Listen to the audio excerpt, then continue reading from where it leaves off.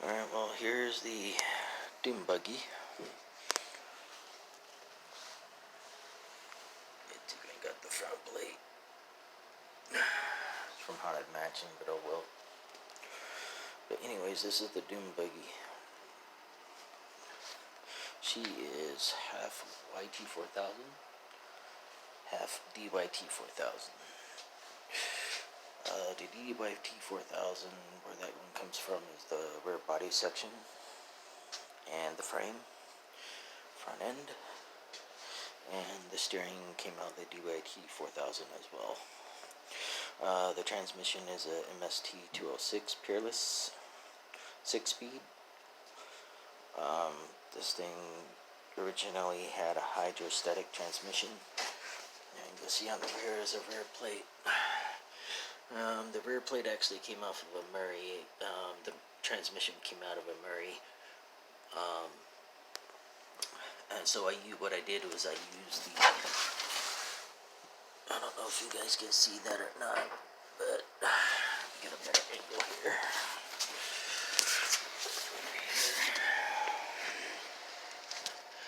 The transmission mounts came out of the Murray, and so you can see how I did it there. Just had to drill a couple holes in the mounts and put the mounting bolts.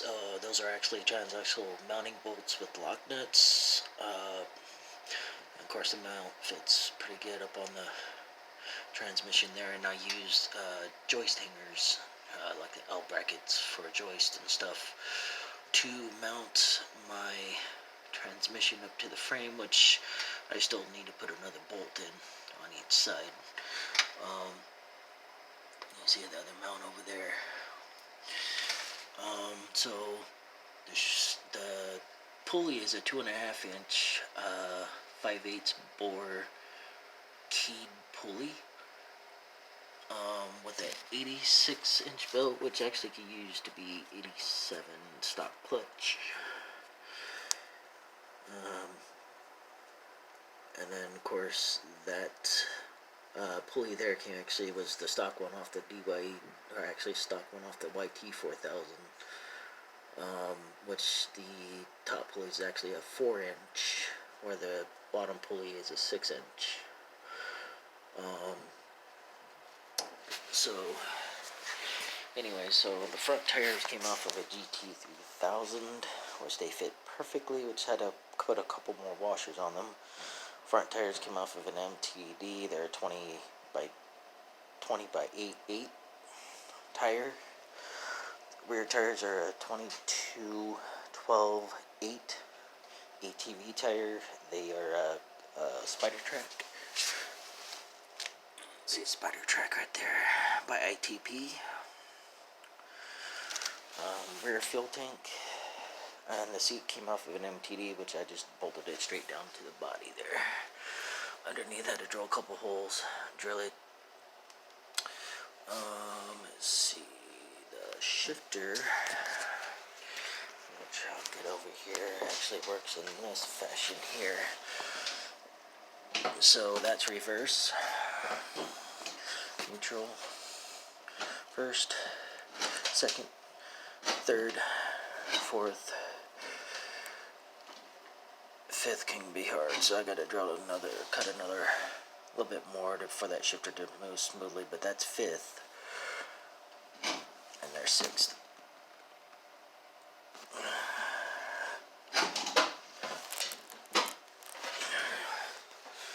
And so, anyways, there's the other side here. This chain here, I put that there so that way if I need to pull something, I can just hook my tow strap up to it and pull it. There's my manual starter rope down there, which I used the bottom pulley where the deck pulleys or belt used to go on. I used that as my pull start. Just gotta remember the rotation of your engine and how it's supposed to go, and then you just wind your cord around it and just pull it. Make sure your cord comes off that pulley though. So anyways, oops. There's the hood pin.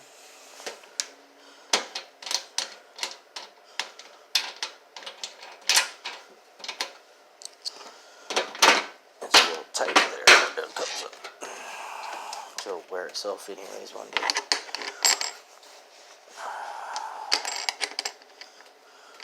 I thought about putting a rope on this nut here, that way I don't lose it. Anyways, there's the battery. It's got a 24 horsepower Briggs & Stratton V-Twin Platinum. I still need to clean down the motor a little bit. Still got the stock muffler on it. See my throttle hookups and all that. So the steering, as you can see, came out of the D/T 4000. It's a stock steering for that tractor. I just put this dash out of the YT 4000 on here too. Hence why I need to cover this area here. So anyways, I'll unplug it here. Headlights. It's better if I got two hands to do this, but it's coming. We'll take the hood off. Set the hood down.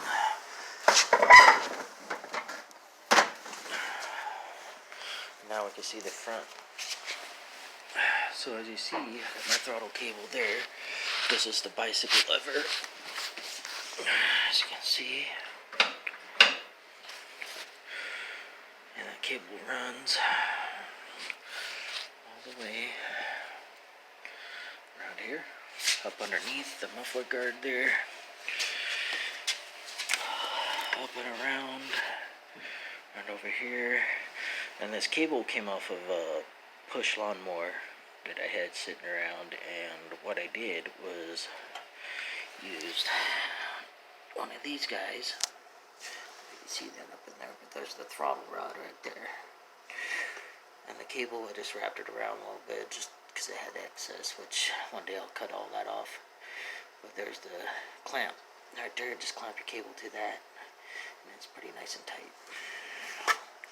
And then my return spring for the throttle, as you can see, is connected right here. So what I did is I just used that and the spring up and around and just kind of hooked it off right there for the time being until I can find a better place for it. So anyways, now I got my choke right here. The choke came out of the D/T 4000. As you can see,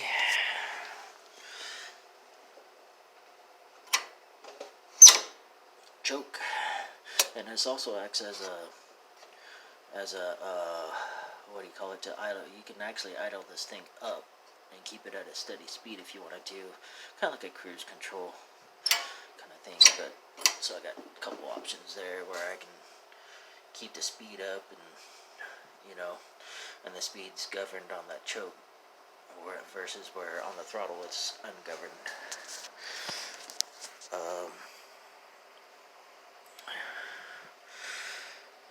So anyways, there's the cast. It has a cast iron front axle. This is your axle right here. Cast iron. Cast iron's better. It's tougher. Will take a lot more abuse. And just bolt it in here.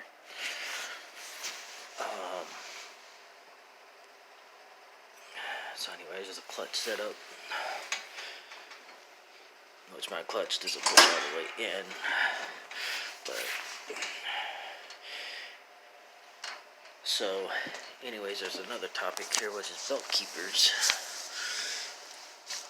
Kind of see how I did my, let me get you a better view, kind of see how I did my belt keepers there, kind of. As you get a better view, but you want those belt keepers on, because if you don't have those, your belt has a tendency to fall off, and when you're stuck in a mud hole, you don't want that to happen. Oh yeah, here's you a better shot here. I'm trying to get you the best angle on that. Oh no, here we go, that's a little bit better right there. You can kind of see how I got the belt keepers on there. That belt's not going to fall off. Same on the engine. I just put a little belt keeper right there, just gonna hold that on. The clutch usually holds that on pretty good, which I got belt keepers on the clutch pulleys as well. So, don't know if I'm missing anything, but the steering wheel came off of a 2014 model. So I put this steering wheel on it. I like the thicker steering wheel. And of course my little trailer right there, I got some parts in there. And so this trailer is a Rubbermaid trailer. It's, a little cheap price. I paid $20 for this little trailer, and it needed tires, so I took the tires of a Craftsman, kind of ground the hubs down a little bit, and threw those crappy tires on for the time being with tubes in them. There's a tire there. So, anyways, here is my son's mower.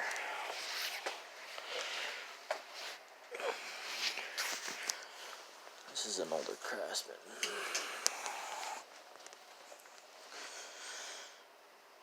But this is going to be his old mower. This one here, we're just going to use it for whatever, for a spare. We'll figure out something with it, but we're going to build him something that's a little bit better, more reliable. So basically we're going to take a Murray and a Craftsman chassis just like that. So basically a frame with a Murray body on it. So it'll have this kind of Craftsman frame with a Murray wide body frame, or of the Murray wide body onto that frame. We like the looks of the Murray, but we just don't like their frames and chassis. Craftsman's are way better chassis setup, which is the steering will be upgraded in it, and everything side shift, of course. But we'll be doing videos on that as well in the future. So if you like what you see, subscribe, man. Leave me a comment. Let me know what you think. Alright, have a good one.